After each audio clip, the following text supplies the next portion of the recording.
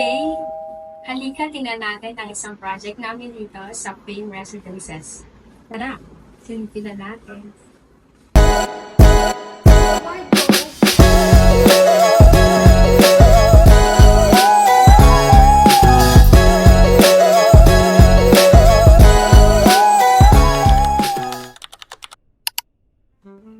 So sa SMBC, ito ang typical na one bedroom unit. Actually, meron siyang partition before, pero tinanggal natin. So ito na yung makeover na ginawa natin for our client from Singapore. So ito, we change yung quartz into white. Dati siyang black, and then we added the backsplash, and then laminated kung ano man yung pwede natin palitan na color. So, nilagyan natin siya ng white glossy on top and wood grains naman sa bottom. So yung cooktop natin, in-embed din natin dito sa ating quartz. And we also include this funnel type na range wood. So mas better siyang tingnan sa traditional range wood.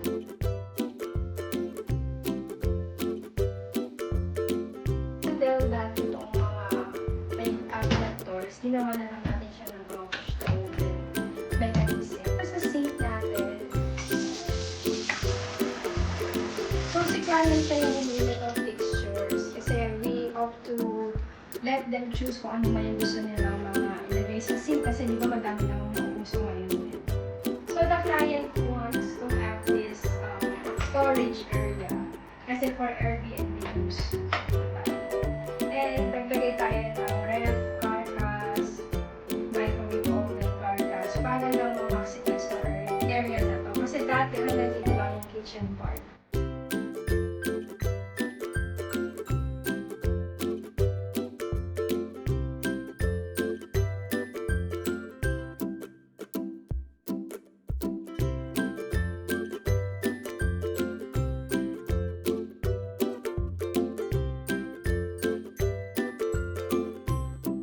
From swing door, yung nakalagay dito sa ating bathroom, change natin ito barn door type para mas malaki yung room space and hindi sagapan.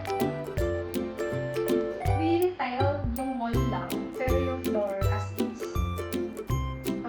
Dati meron siyang bifold shower enclosure, so gusto ni sir mas maging parang maaliwalas o malaking tingnan, kaya shower partition na lang po yung lagay natin. So, lavatory cabinetry, nagdagdag tayo sa top. And sa base cabinet para meron tayong extra storages for the filling materials. And then area also for the washer. So, wala pa lang nilalagay si client.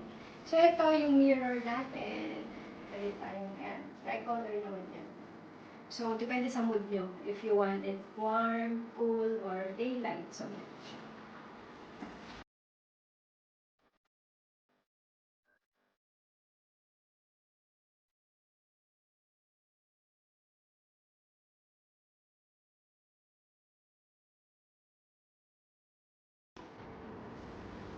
let's go here sa living room area. So, na-maximize natin yung design and also the execution nitong ating design. Binago natin. Dito na tayo naglagay para magkaroon din tayo ng TV rack area, sofa area, and then study area or working area, folding table to actually. So, we will show you paano natin to i-convert into working table. So, ito din, meron din tayong pull out. Yan. Kung gusto nyo, itong ottoman natin, gawin nyo siya as your dining table, dining chair. Yan. So, makakapag-store pa tayo ng mga anything na pwede magay. So, ito na yung magiging dining area nyo. Okay? Pag di nyo naman siya ginagamit, just return it back sa pwesto. Pwede ka pa rin dito mag-computer sa part na to. Kasi meron tayong so, yan.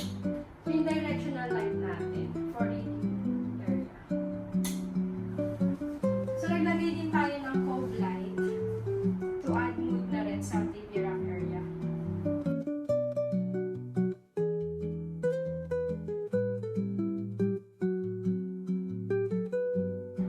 We also include cove lighting sa design para mas maganda yung ambience nyo pag nandito kayo sa unit na to. Okay? So, pag mag-Airbnb kayo, you can book here sa Fame Residences. So, I will show you paano natin siya i-convert ng folding table. So, dito lang siya sa ilalim. So, madali lang siya mag-maneuver. Okay? So, ito yung sofa bed convertible into queen size bed na siya. Meron tong hawakan, pero tinago lang namin. So, pwede siya nakalabas. Ilahin lang po. And then, yun.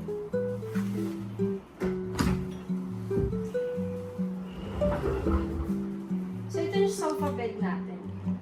Kung apat kayong taong nakabook dito sa Airbnb space na to, hilahin nyo lang tong part na tong table.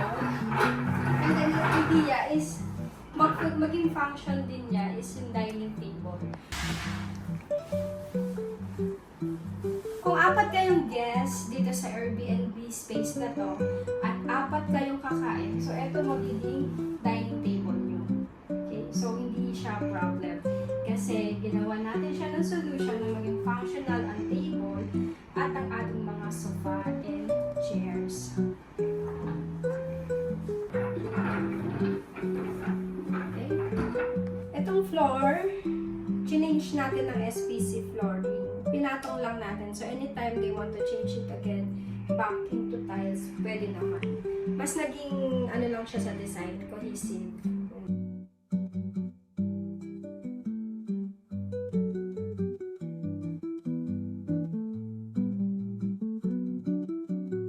Dati siyang partition, inopen natin, and nagput tayo ng slots dito sa part na to, and mirror dito sa part ng living area to look it more spacious. So, this queen size bed can accommodate couple, of course, and if they have one kid, pwede pa.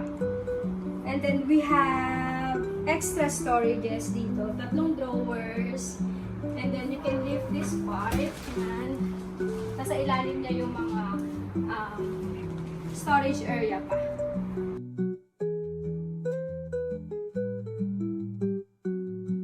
Add mood dito sa wall part ng head ng bedroom.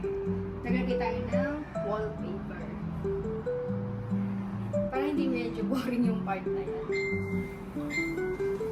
The wardrobe, we designed na maging sliding door para hindi maka-consume pa ng space if we will put a swing door sa mga ganitong klaseng spaces, diba? So, mas nagiging spacious tingnan pagka sliding door na ang ilagay natin. Then, we also have this working area or vanity area for girls na magdudo ng makeup, or kung si tenant or si owner ay nagdudo, meron siyang work, pwede siya dito sa part na to. Okay? Instead of traditional curtain, naglagay tayo ng Korean blinds para hindi masyado malaking space yung kainin pa ng curtain natin sa area na to. Pero if you want to put pa rin, pwede pa rin naman tayo maglagay ng curtain. May space pa naman tayo. So that's our condo unit renovation here in SMDC. We hope you like it and you have some ideas gained from us. For more videos and uploads from the Living, kindly like and subscribe to our YouTube channel and Facebook page. Thank you. Bye.